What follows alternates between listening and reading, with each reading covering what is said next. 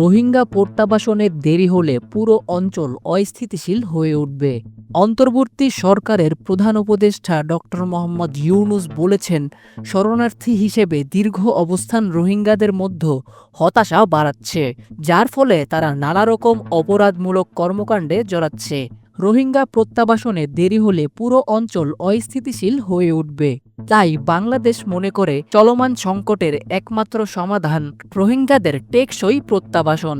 বুধবার ২৩ এপ্রিল কাতারের দোহায় ডক্টর ইউনূস আর্থনা শীর্ষ সম্মেলনের দ্বিতীয় দিনে একটি গোলটেবিল বৈঠকে অংশ নেন।